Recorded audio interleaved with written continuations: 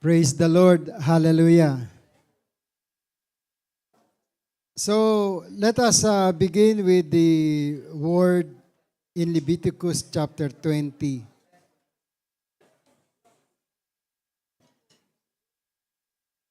Let's see verse 22. Sa 22 tayo magsimula. Babasahin lang natin pagkatapos yung binigay na ng Panginoon sa atin. Amen? This is holiness and obedience. Verse 22, sabi rito, you must be sure to obey all my statutes and regulations so that the land to which I am about to bring you to take up residence, there does not vomit you.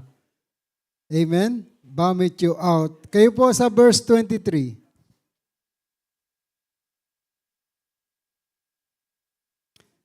One, two, go.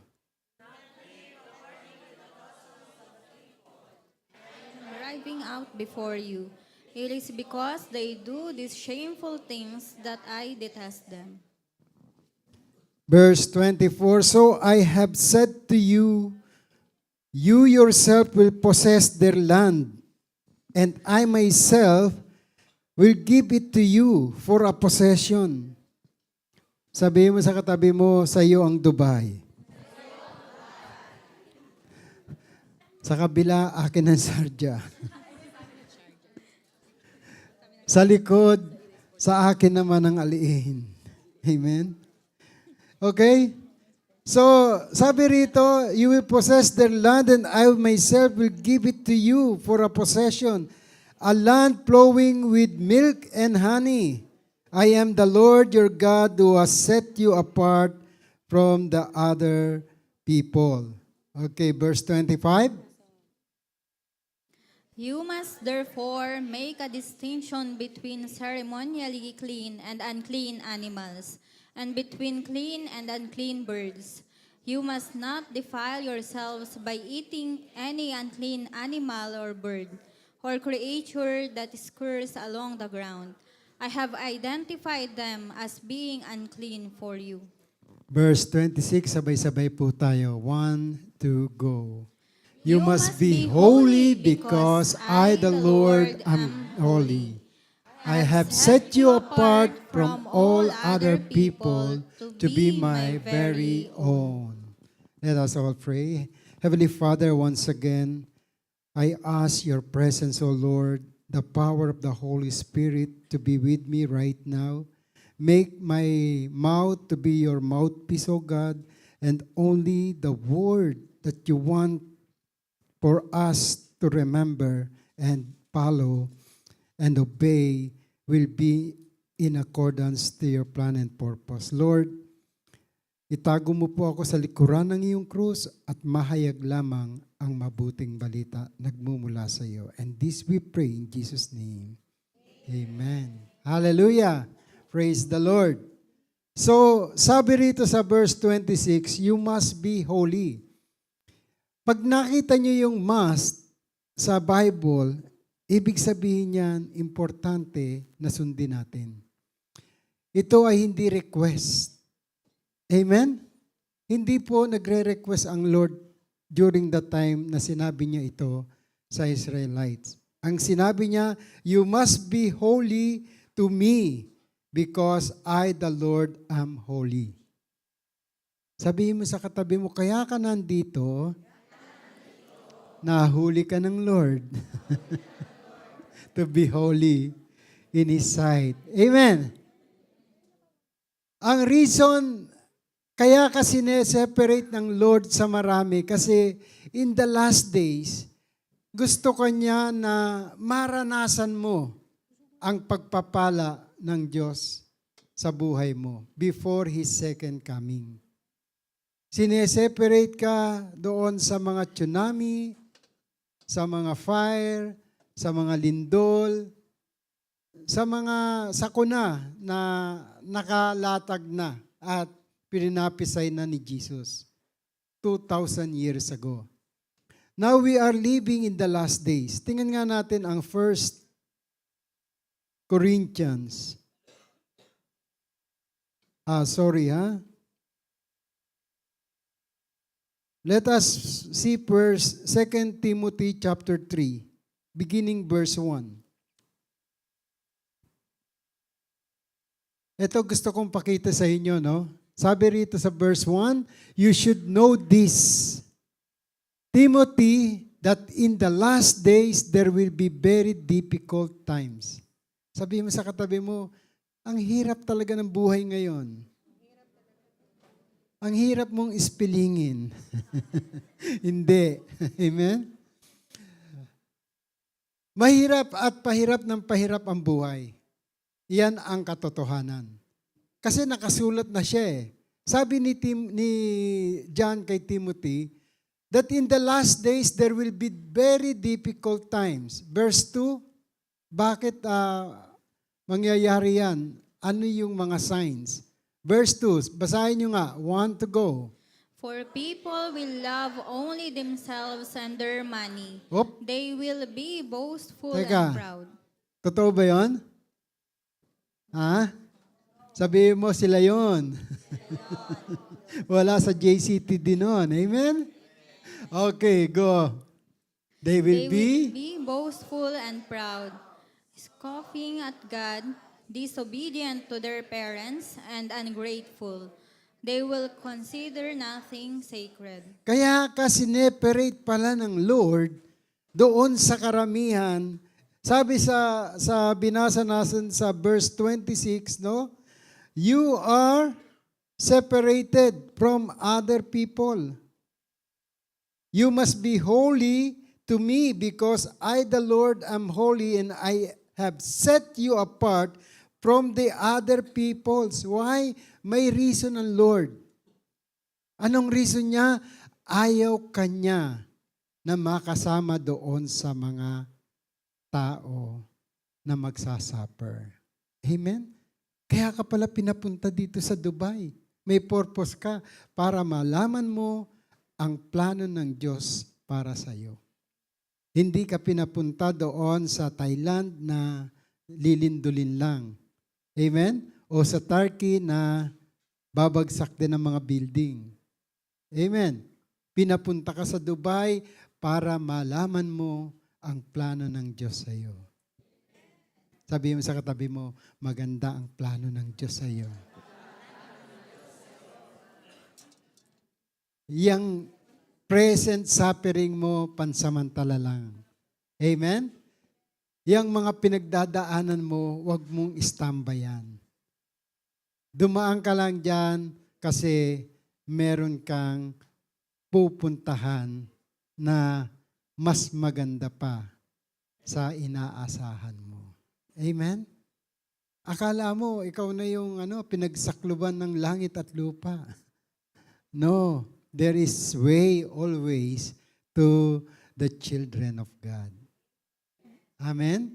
So sabi rito, I have set you apart. Balik natin nga roon sa 2 Timothy 3. Verse 3. Ano pa yung sabi riyan? Yung mga tao magiging unloving. No? They will be unloving and unforgiving. Tingnan mo nga yung katabi mo. Mapagmahal ba yan? Nakakapagpatawad? Ha? Kapag may binibenta, nakakatawad ka? Mapagpatawad ba o parating humihingi ng tawad? Okay, they will slander others. Grabe, no? Meron ba kayong mga kakilalang ganyan? No, sa likod nyo, pini-slander kayo. Dahil napakaganda mo. Sabi mo sa katabi mo, nai-slander ka kasi maganda ka. Amen. Na-slander ka kasi gwapo ka. Amen? Pinagchichismisan ka kasi nga, ikaw ay anak ng Diyos. You are separated, you are segregated. Sinet apart ka na ng Lord. Kaya huwag kang masyadong makinig kung ano yung chismis sa'yo. Amen? That will come to pass. And have no self-control. Yung bang wala talagang pigil, pipisilin pa yung pisngi mo. Ang kit-kit mo talaga. Amen. Nararanasan niyo ba yon? Sino nakakaranas noon? Ha? Taas nga ang kamay. Yung talagang feeling niya talagang siya yung Amen. So, sabi rito, they will be cruel and hate what is good. Ganyan ang panahon ngayon, no? Minsan, nasa pamilya mo, ganun din ang ginagawa. They will hate you because you follow Jesus. It is common, it is normal because it was written. Amen? Verse 4, ano pa? Basahin nyo, kayo nga magbasa. They will betray their friends, be reckless, be puffed up with pride, and love pleasure rather than God. They love pleasure rather than loving God. No? Nakakalungkot. At yan ang makikita mo sa mundo. Amen? Kaya ang Lord, mahal na mahal ka. Kaya ang gusto ng Lord, malaman mo lahat yan. Sineperate ka, sinet apart ka. Kaya ka nandito. Amen? Amen. Tingnan nga natin yung Matthew chapter. Ito po ay isang parable ni Jesus Christ. Chapter 25. Let's begin with verse 31. This is the time na i-judge na tayo. Amen? Bakit may setting apart or separation? Verse 31, basahin ko. But when the Son of Man comes in His glory and all the angels with Him, then He will sit upon His glorious throne. Nandoon na si Jesus, nasa throne niya na. Amen? Kayo po yung verse 32. All the nations will be gathered in His presence, and He will separate the people as a shepherd separates the sheep from the goats. Diyan, hinalintulad ng Diyos na siya yung shepherd at meron siyang alagang sheep and also goat. Amen? In the last day, ang gagawin ng Diyos, lahat ng goat sa kaliwa, lahat ng sheep sa kanan niya. And that is the judgment day. Sabihin mo sa katabi mo, may pagkakataon pa tayo. Wala pa ang judgment. Amen? Kasi mag-judge pa lang ang Lord. No? Kapag namatay ang tao, hindi agad judge na. Sasabihin nyo, Pastor, paano yung nabasa ko sa Hebrews chapter, chapter 9, verse 27. Ano ibig sabihin nun? Okay, paliwanag ko mamaya. Dito muna tayo sa verse 33. He will place the sheep at His right hand and the goat at His left. Okay, verse 34, kayo po. Then the king will say to those on his right, Come, you who are blessed by my Father, inherit the kingdom prepared for you from the creation of the world. From the creation of the world, may inheritance ka na pala. Sabihin mo sa katabi mo, mayaman ka. Huwag kang maglungkot-lungkutan. Amen? Kasi yan yung katotohanan. Diba? Sabi ni Jesus Christ, I am the way, the truth, and the life. Ibig sabihin, hindi siya nagsisinungaling. Yan ang katotohanan, sabi niya, you who are blessed by my Father. Sabi mo sa katabi mo, blessed na blessed ka. Lalo na yung pula na damit mo. Alam niyo ba, naalala ko yung nasa Singapore ako eh. Kasi kapag Chinese New Year, talagang namumula ang mga bata. Ano? At meron silang pulang sobre. Ayun, narinig ko, tama, ampaw. Hindi yung walang laman, ha? Yung sobre na yon, depende kung sino magbibigay noon. Maraming laman. Sabi mo, yung sobre mo ngayon, matatanggap, sobrang dami ng laman. Amen? Sinong umaasa noon? Doble-doble bonus nyo. Lahat ng naniwala lang. Yung ayaw maniwala, ewan ko na sa inyo. So faith is the substance of the things we hope for, the evidence of the things we do not see. Kaya kapag may inasahan kayo, mangyayari. Sino rito umaasa uli na meron silang bonus? Ayun, ang dami. Diyan kayo magaling. Hindi, asahan nyo. Kasi once you ask, sabi ng Bible, Matthew 7:7-8, no? You will receive. Yung acronym na ask, may gagawin ka para meron kang matanggap. Sabi sa Matthew 7:7, ask and it shall be given unto you. Seek and you will find. Knock and the door will be open unto you. Ayan, no? Basahin nyo. Hindi ako nagsasabi niyan. It is Jesus Christ, the Word of God. Amen? So balik tayo roon sa binabasa natin. Sabi rito in verse 34, the king will say to those on his right, come, you who are blessed by my Father, inherit the kingdom prepared for you from the foundation of the world. Kayo po ang verse 35. For I was hungry and you fed me. I was thirsty and you gave me a drink. I was a stranger and you invited me into your home. I was naked and you gave me clothing. I was sick and you took care of me. I was in prison and you visited me. Then 37.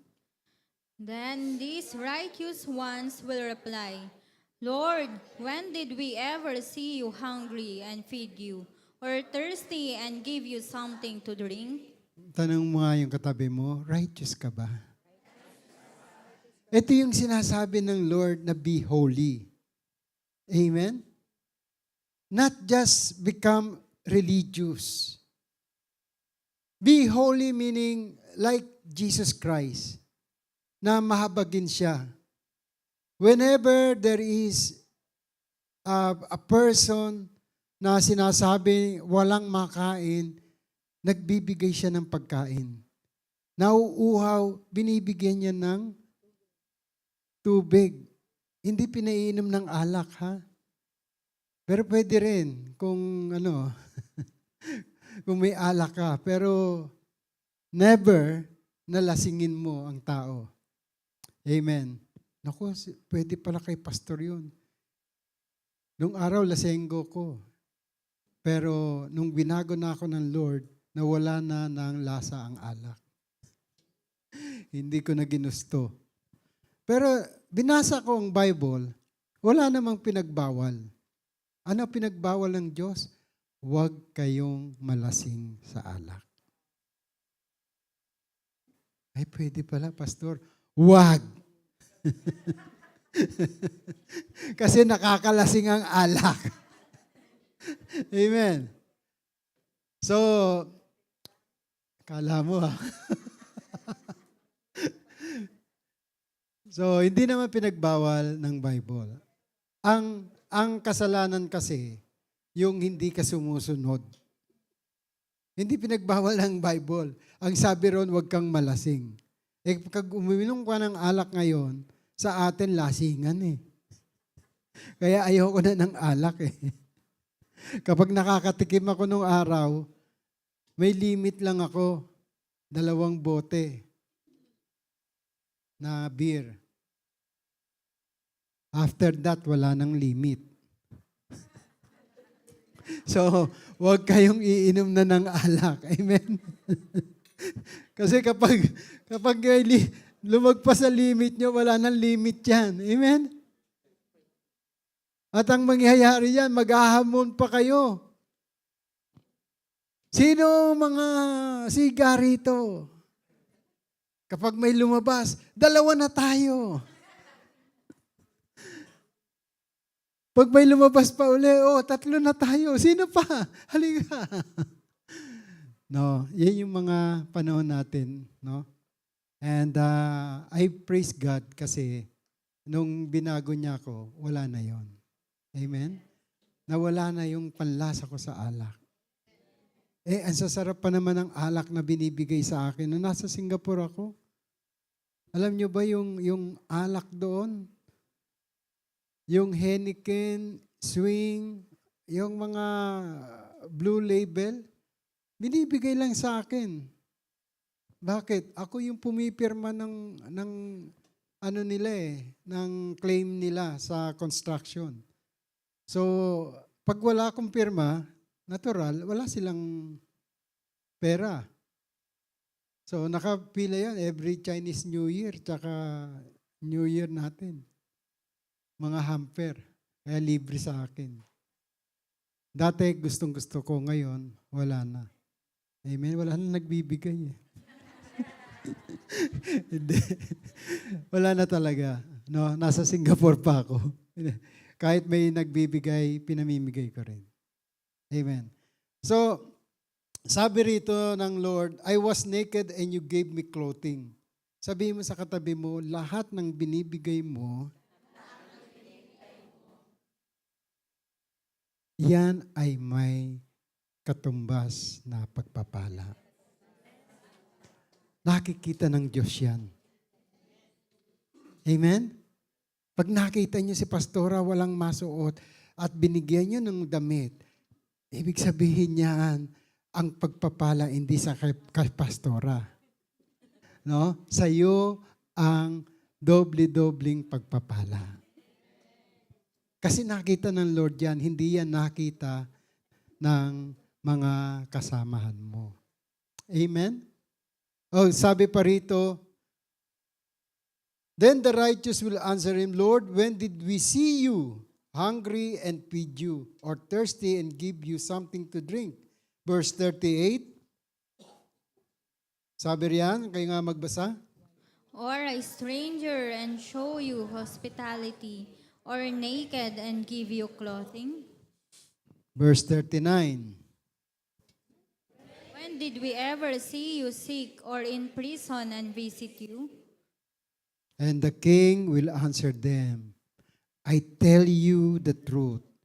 Just as you did it for one of the least of these brothers or sisters of mine, you did it for me.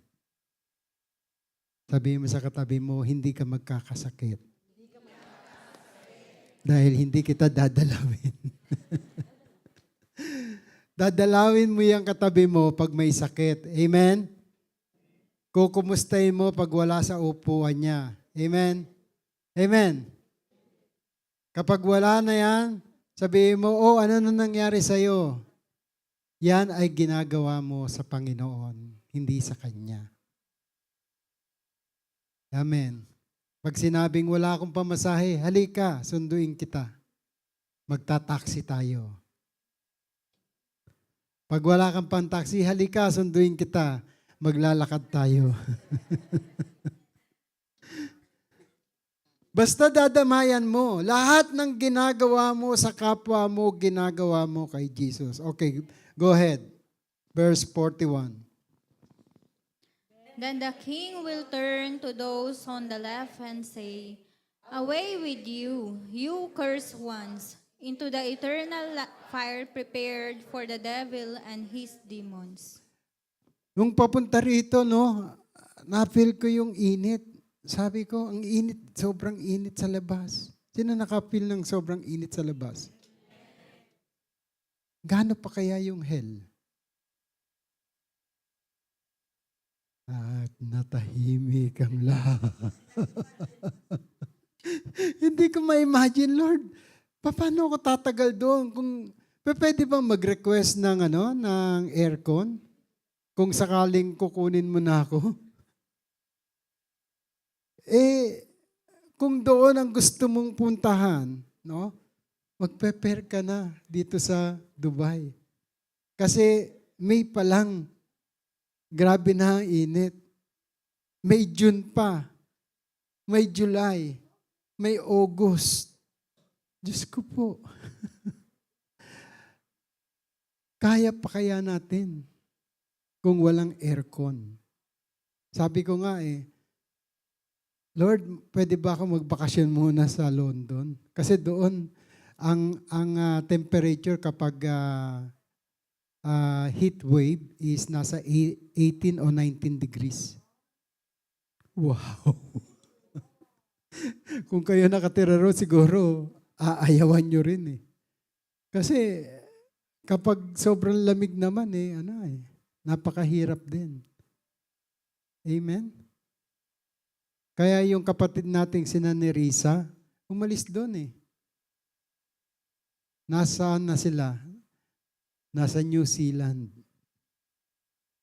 Sino dito gustong pumunta ng New Zealand? Aba, sabihin nyo, amen ang malakas. Sasamahan ko kayo ron. Amen? So sabi rito ng Lord, in verse 42, "For I was hungry and you gave me nothing to eat. I was thirsty and you gave me nothing to drink. I was stranger and you did not receive me. As a guest, naked and you did not clothe me. Sick and in prison and you did not visit me." They too will answer, "Lord, when did we see you hungry or thirsty or a stranger or naked or sick or in prison and did not give you whatever you needed?" Kayo po, verse 45. And he will answer, "I tell you the truth, when you refuse to help the least of these my brothers and sisters, you are refusing to help me." 46. And they will go away into eternal punishment, but the righteous will go into eternal life. Sino rito gusto maging kambing? Taas nga ang kamay. How about yung gustong maging sheep? Yung hindi sigurado kung saan sila gustong pumunta. Wala kayang choice. In Judgment Day, dalawa lang yan. Either napupunta ka doon sa inihanda ng Diyos na punishment or pupunta ka sa kanyang harapan. Yung hinanda niya na mayroong reward. Kaya tayo nandito para matutunan natin, paano ba ako pupunta doon sa pinuntahan ng aking Panginoong Hesus? Ang sabi ng Bible, "Be holy, for the Father is holy." Kasi walang makakarating doon sa pinuntahan ng ating Panginoon kung hindi ka holy. Kung hindi ka righteous. Pastor, sabi ng Bible sa Romans 3:23, "For all have sinned and fall short to the glory of God." Di lahat hindi makakapasok doon sa pinuntahan ng Lord. Remember Romans 6:23. No? The wages of sin is death. But, may but dyan. Basahin nyo nga, Romans 6:23. For the wages of sin is death, but the free gift of God is eternal life through Christ Jesus our Lord. So, ibig sabihin, yung righteousness ni Jesus Christ ang magko-cover sa'yo kapag tinanggap mo siya. Nakuha nyo? Kapag inobey mo yung kanyang sinalita at tinanggap mo ang kanyang espiritu. Tingnan nga natin yung John chapter 20 verse 21 tsaka 22. Nung si Jesus Christ ay glorified body na, humarap siya sa kanyang mga apostles. Okay, basahin nyo. Again he said, "Peace be with you, as the Father has sent me, so I am sending you." So, kapayapaan ang binigay ng ating Panginoon sa kanila. Hindi siya nagdala ng ginto, ng pilak, o ng anuman galing sa langit. Anong pasalubong ng Lord? Peace be with you. Kapayapaan. Bakit? Kasi sa panahon natin ngayon, aminin natin hindi, ang kapayapaan ang kailangan natin. Tama ba? Wala kang pera, hindi ka payapa. Wala kang, wala kang bahay, hindi ka payapa. Wala kang makain, hindi ka payapa.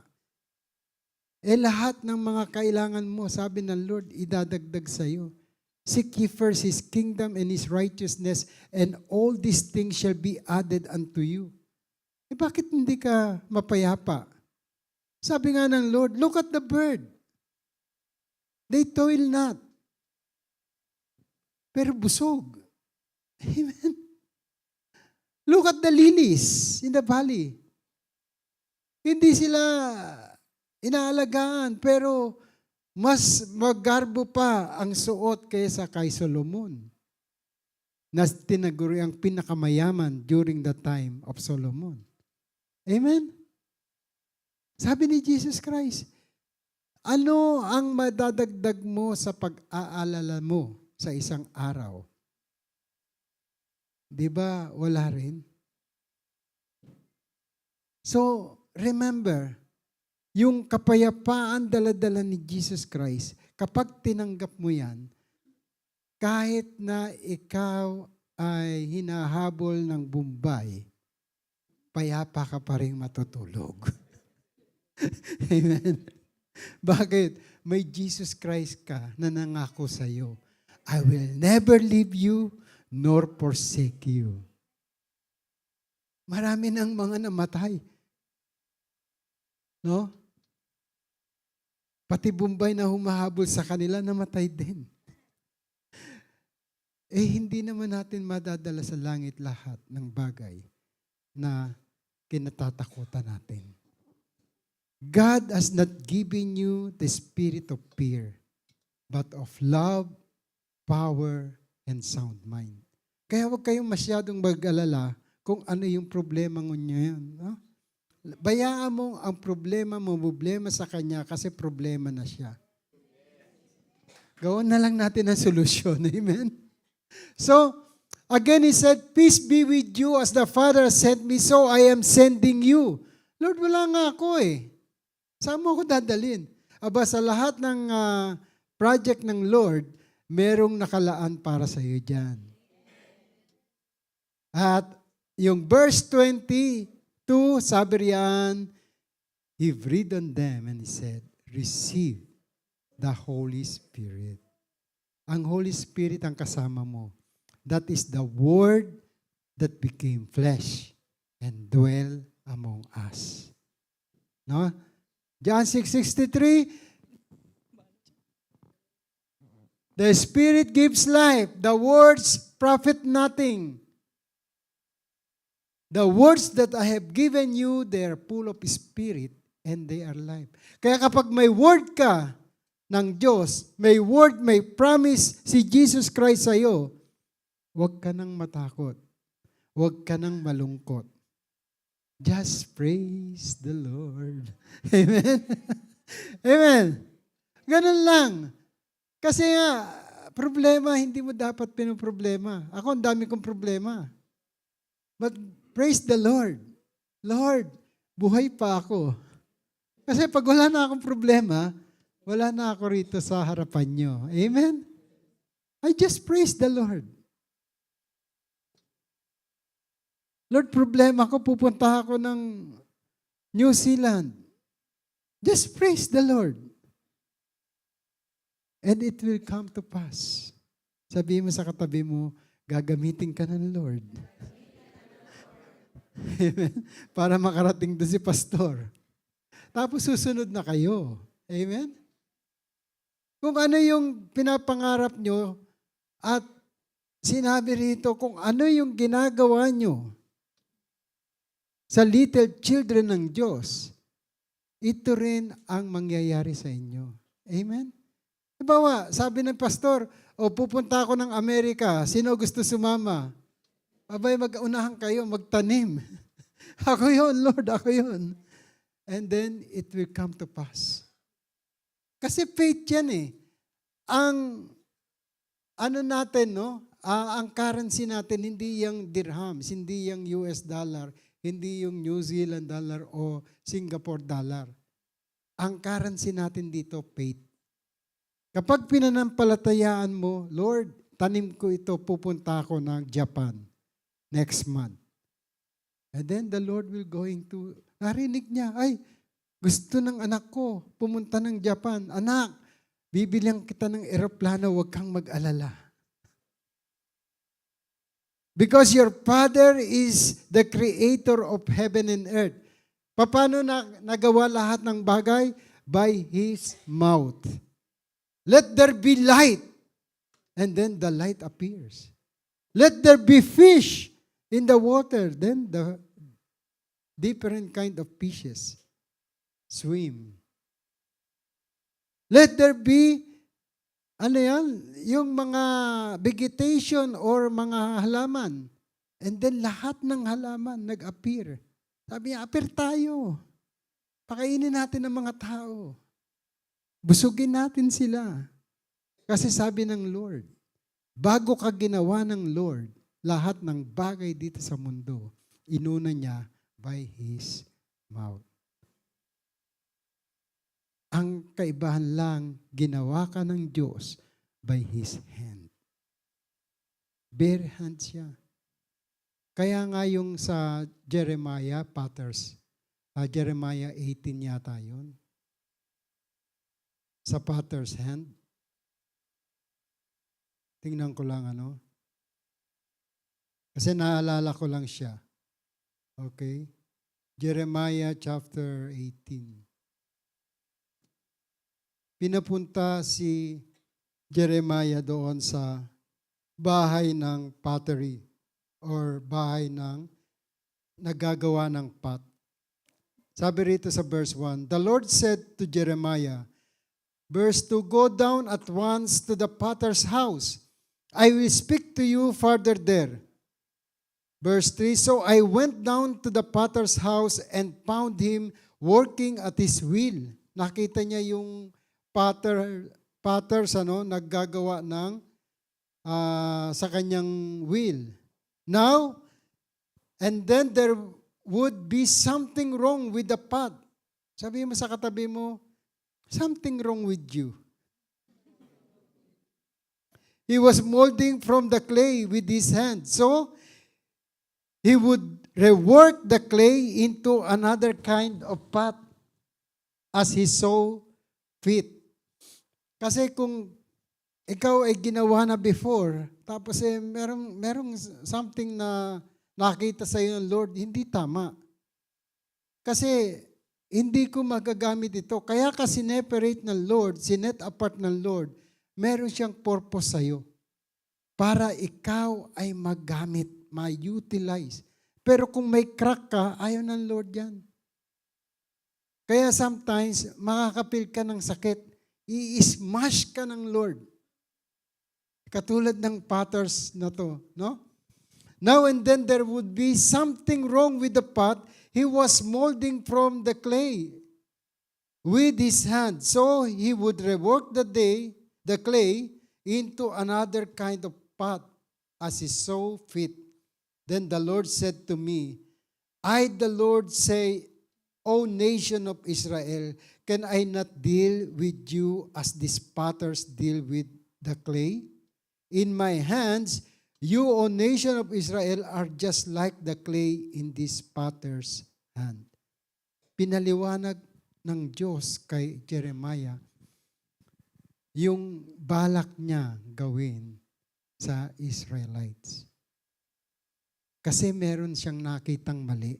Naging stiff-necked ang mga Israelite during that time. Yung may pinapagawang Lord, tapos yung leeg nila hindi na mabali. Stiff-necked. Amen? Ayaw sumunod. Kaya sabi ng Lord, there are times, Jeremiah, when I threaten to upset or uproot, tear down and destroy a nation or kingdom. But if that nation I threatened stop doing wrong, I will cancel the destruction I intended to do it.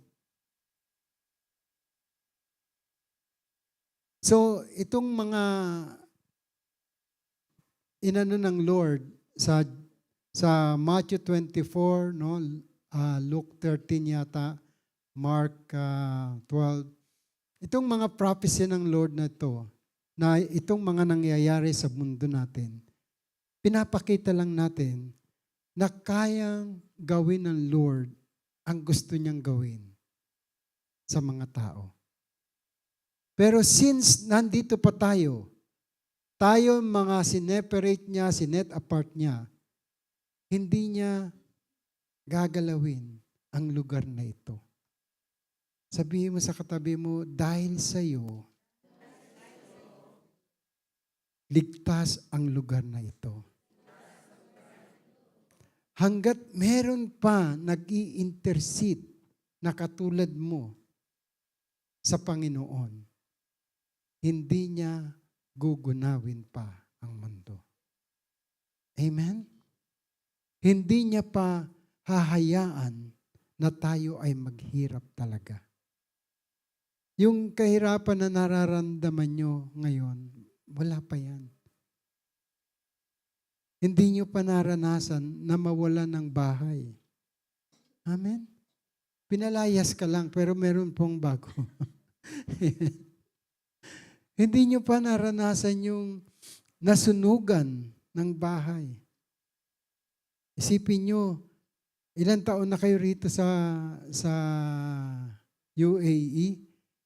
Hindi nyo pa naranasan na masunugan o masiraan ng bahay sa Pilipinas, right? Sino rito nakaranas na? Ang sakit, di ba?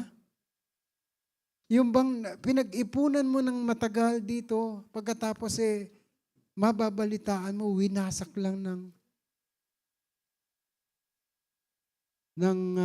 ano yun?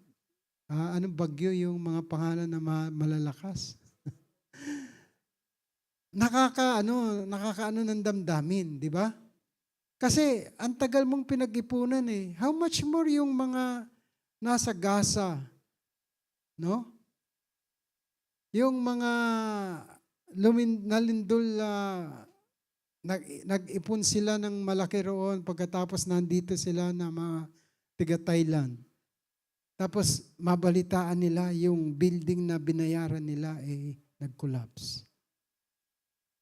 So mas marami pa rin ng mga nandito ang inaalagaan ng Lord. Sabihin mo sa katabi mo, mahal ka ng Diyos. Kaya kasi net apart.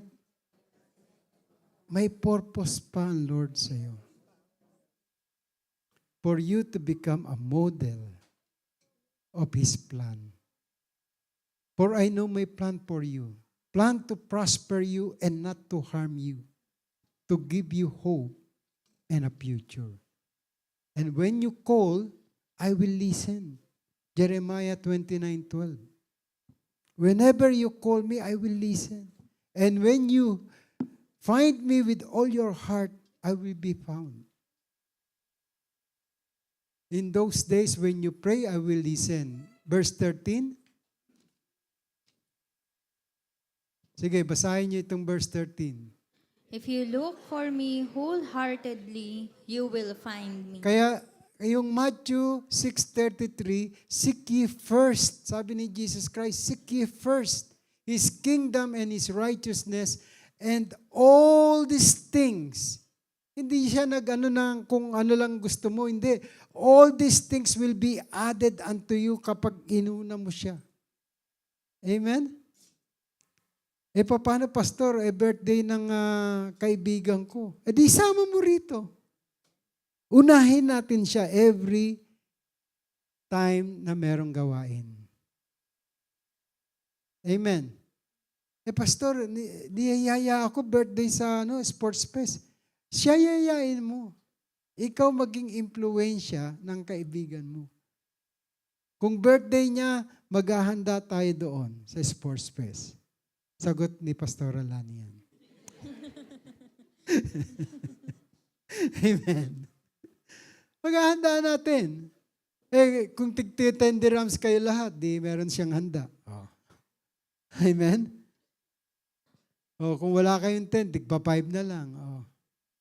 Hindi, ang ano ko roon, impluwensyahan natin sila sa salita ng Diyos rather than tayo maimpluwensyahan ng mundo.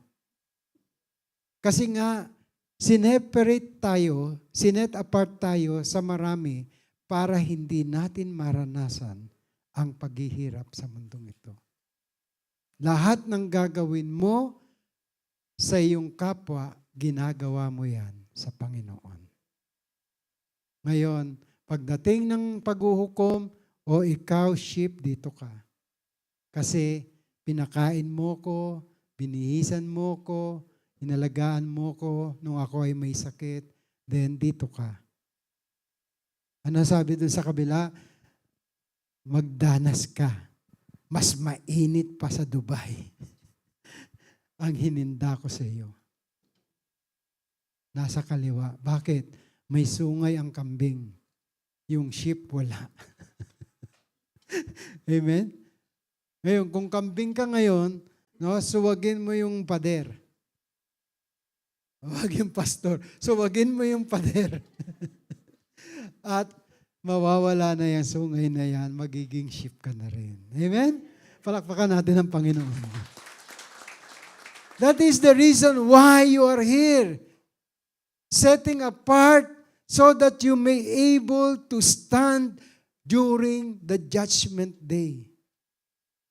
Hindi tayo kasama doon sa mga i-judge ng Lord na ikaw dahil sa wickedness. I-judge ka ng Lord, halika, may reward ako sa iyo. Kahit na hindi mo alam, Lord, kailan ako nagpakain sa iyo? Aba, yung pinakain mo, ang taba na ngayon. Di mo ba alam? Ako yun. Tumaba ang puso ng Lord. Amen? Hindi mo ba alam yung binihisan mo? Yung binigyan mo ng damit?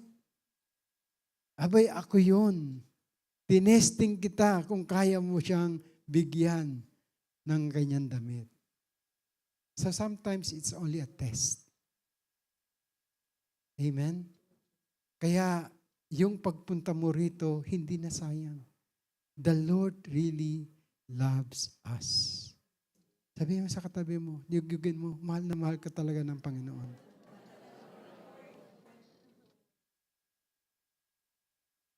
In 2 Timothy chapter 2 verse 15, gusto mo maging holy, no? Eto, verse 15. 2 Timothy chapter 2 verse 15. Study to show thyself approved unto God.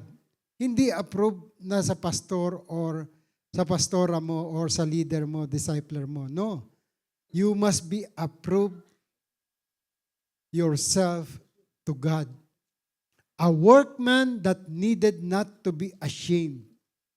Sabihin mo sa katabi mo, wala akong hiya. Dapat ikaw din.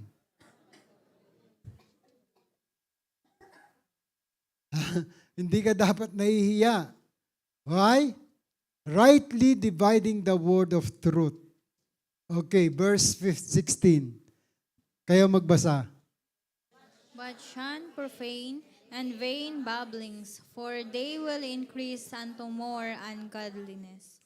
Yung bang ano yung babbling, yung mga reklamo, yung mga avoid it. Sabi rin, shun, profane, and vain babbling.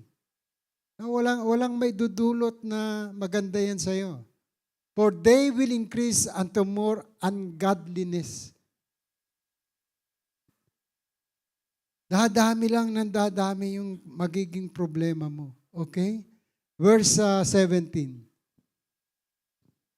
And their word will eat as do it as a canker, of whom is Hymenaeus and Philetus. Ito yung dalawa na sa Lord, Tagalogin nga natin. Sa verse 16, iwasan ang usapang malaswa na siyang nagiging daan sa higit pang kawalan ng pagkilala sa Diyos. 17, ang kanilang salita ay kakalat tulad ng ganggera. Alam niyo yung ganggera?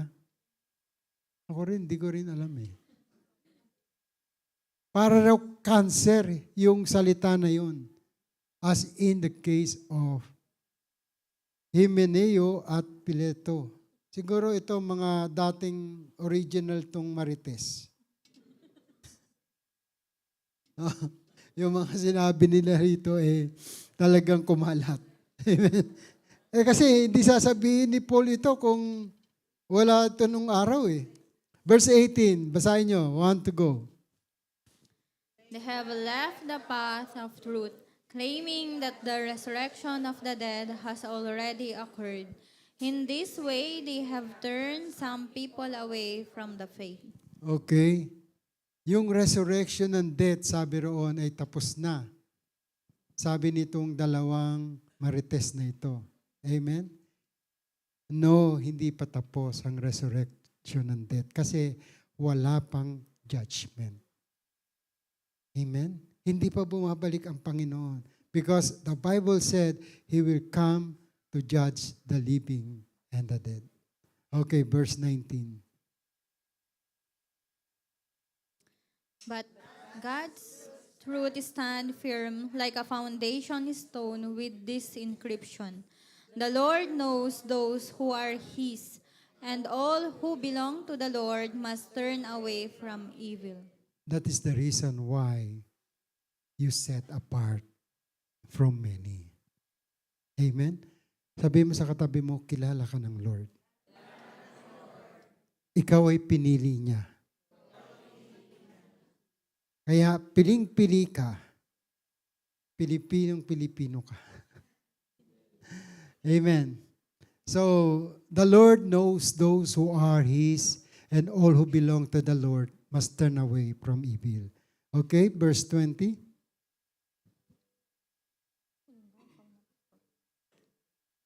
In a wealthy home, some utensils are made of gold and silver, and some are made of wood and clay. The expensive utensils are used for special occasions, and the cheap ones are for everyday use. Kaya inismash ng Lord yung mga tao na mayroong lamat. Bakit? You are special. The expensive utensils are used for a special occasion. Sabi mo sa katabi mo, kaya ka nasasaktan, ginagawa pa ng Lord kung saan kay lalagay. You are special in the eyes of God. Amen?